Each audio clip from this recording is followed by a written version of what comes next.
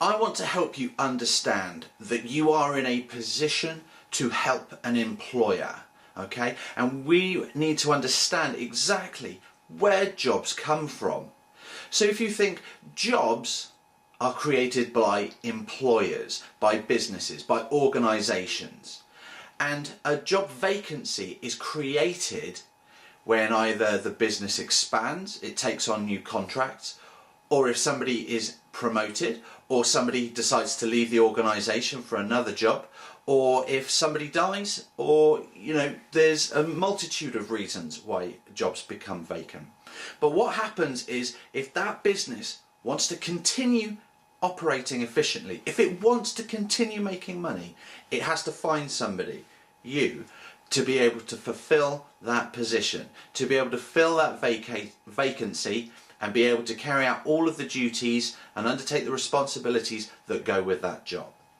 So the employer has the option of looking at the job description or job specification, which is an overview of duties and responsibilities that an employee would have to take. And the employer would look at that specification and create a job advert. Now, the employer has two options here. They have to be able to get that advert in front of people who can do the job. So they must either take the paid advertising route or the non-paid advertising route. Paid advertising route would include putting that job advert into newspapers, onto online job websites, onto radio advertising, and more commonly these days using perhaps social media advertising. This costs a lot of money. Okay, this is how a lot of organisations are built around these particular businesses of earning money through advertising jobs.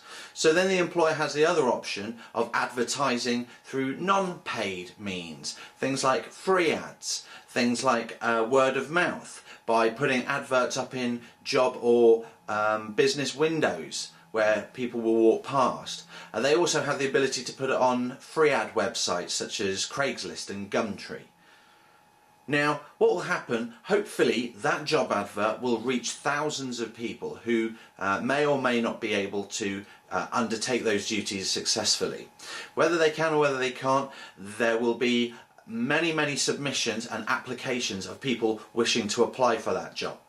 Now, that organisation has to have some sort of system in place, whether it is a database and an application that can filter online applications, or whether it is an actual human being who has to go through all of the CVs and all of the applications, and they have to pick out what they perceive to be the best candidates, and they have to pick out who they feel as though they would like to invite to a job interview to validate their skills, to understand more about them as a person, and to see if they would be a good fit within the organisation.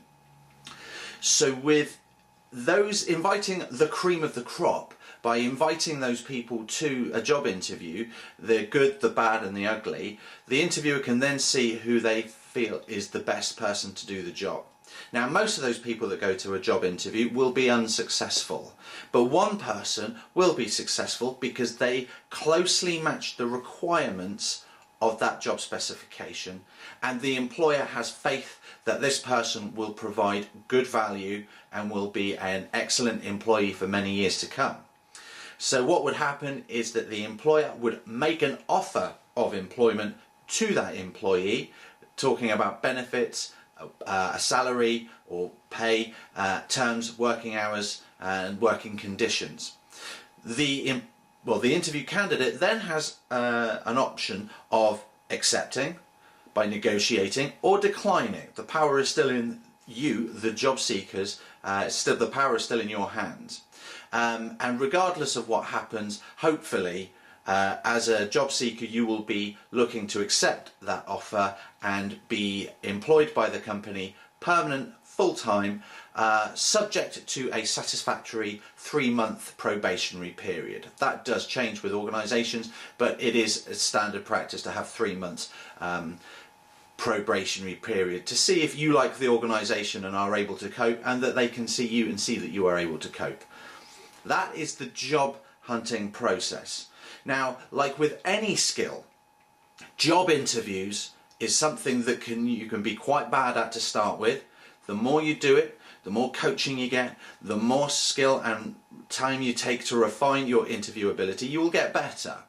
Okay? And so eventually, the more you do it, the better you will get. Imagine me on a skateboard for the first time. The first time I get on it, I'm going to fall over and hurt myself, and I'm going to look stupid, and I won't be able to do it. Then I spend some more time skateboarding, I spend some more time developing my skill, I take some lessons, I maybe take an online course such as this, and I learn more about the topic, I practice, and I get better, and eventually my skills will improve, and I will achieve the objectives that I set for myself.